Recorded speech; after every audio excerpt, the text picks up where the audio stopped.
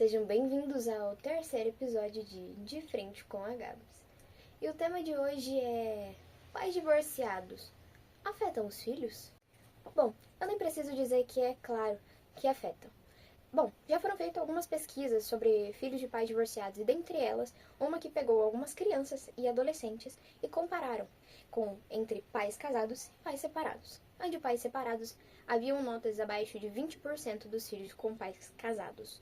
E dentre elas, as notas eram consideravelmente mais baixas do que as de pais casados. Então, percebemos que realmente afeta. Mas o que realmente afeta os filhos de pais divorciados? Somente o divórcio? Mas ele não tem a presença do pai em casa. Isso afeta? Vamos dizer que engloba todo o divórcio. O processo do início, o meio e também o resto dele. Eu sou uma filha de pais divorciados e posso dizer muito bem que isso me afetou. Quando meus pais se separaram, meus pais se separaram quando eu tinha 7 anos. Mas quando eu realmente entendi a separação, eu tinha 12 para 13. E foi complicado entender, porque eu queria meu pai em casa. Muitas vezes, mesmo com a nossa comunicação não tão efetiva e tranquila dentro de casa, é lógico que a gente quer o nosso pai por perto. Então, eu mesma queria meu pai por perto. Eu não queria meu pai com outra pessoa, né? E ter que conhecer a outra mulher do meu pai foi muito difícil. Nós tivemos desavenças, tivemos brigas. Foi uma fase difícil, porque não é fácil para um filho ter que aceitar a outra mulher ou outro homem da sua mãe ou do seu pai. Então, é muito difícil para um filho ver que o pai não tá com a mãe e a mãe não tá com o pai, e sim com outra pessoa, né? Então, às vezes a gente acaba forçando tanto, né? O aceitar, nós filhos como aceitar, e os pais acabam forçando de nós a aceitação, que a gente acaba ficando perdido. Que foi o que aconteceu comigo. Né? Eu fiquei perdida, eu tive um ano aí de perdição, que foi onde surgiu a minha tatuagem. Mas eu tive um ano de perdição. Foi muito difícil.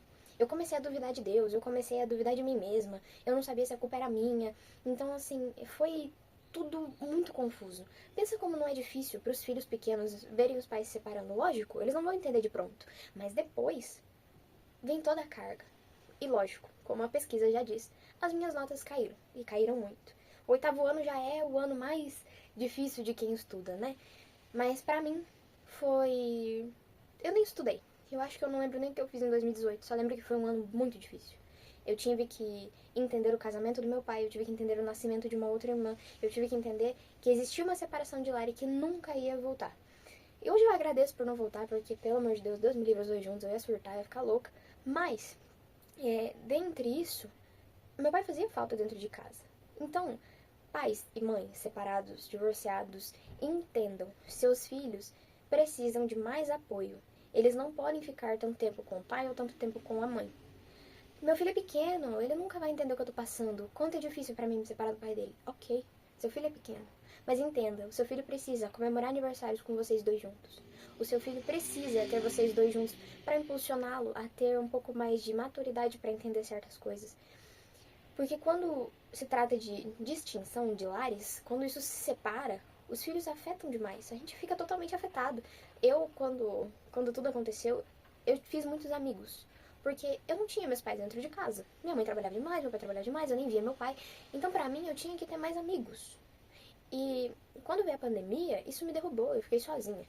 Então, pais, estejam perto do seu filho para apoiá-lo. Porque sim, isso afeta. E como afeta? Psicologicamente, eu posso dizer que a separação destruiu muita coisa dentro de mim.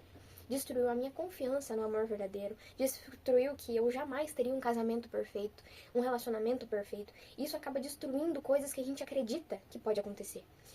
Graças a Deus, eu tive meu alicerce novamente com Deus. Eu consegui confiar novamente em Deus, entendi que aquilo não era comigo, que aquilo não era pessoal. Eu entendi que os meus pais tomaram uma decisão e eu poderia tomar outra. Eu poderia colocar a minha vida em outro caminho. E eu entendi isso, mas não foi de um jeito tão fácil, tá? Eu garanto que demorou aí seus 4, 5 anos pra isso acontecer. E hoje eu tenho um relacionamento muito mais saudável do que meus pais tiveram até mesmo quando eles namoravam. E eu amo meu relacionamento. Eu acreditei em relacionamentos novamente. Mas dentre isso, eu tive que criar várias expectativas, eu tive que colocar na minha cabeça que tudo que meus pais passaram era coisa deles e o que eu ia passar eram as minhas escolhas. Então as escolhas de cada um vão ser diferentes. Mas pais, coloquem na cabeça do filho de vocês que ter um relacionamento é bonito sim, que educar de forma que ele entenda que a separação de vocês não foi culpa dele. Coloque, abrace mais, traga o seu filho mais pra perto, porque a separação de um pai e de uma mãe muitas vezes dói no filho. Mesmo que seu filho não expresse, ele não fale, mas ele sente. E muitos adolescentes hoje têm depressão, ansiedade por conta de falta de pai dentro de casa, de pais, né? Não só de um pai, mas de uma mãe também, dentro de casa e por muitas vezes falta de uma criação mais amorosa. Porque hoje em dia a gente entende as criações que a gente tem, mas não deveria ser assim. Deus uniu o homem e a mulher por um propósito. E hoje em dia a gente casa por futilidade. Eu acho a nossa geração tão estranha. Adolescentes que não têm amor, jovens que não querem saber de casamento ou de qualquer outra coisa, mas eu entendo, eu também passei por isso.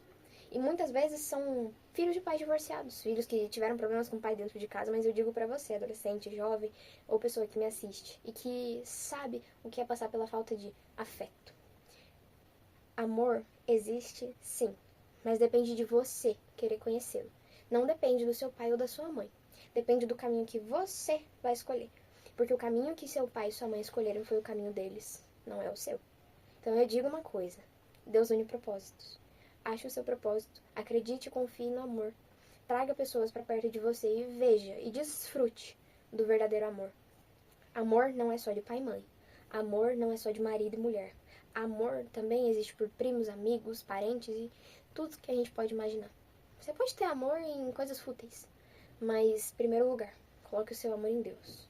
Depois que você conhecer o amor de Deus, o amor eterno e verdadeiro, você vai começar a conhecer amores que você jamais imaginou. Confie. É experiência própria. Até a próxima!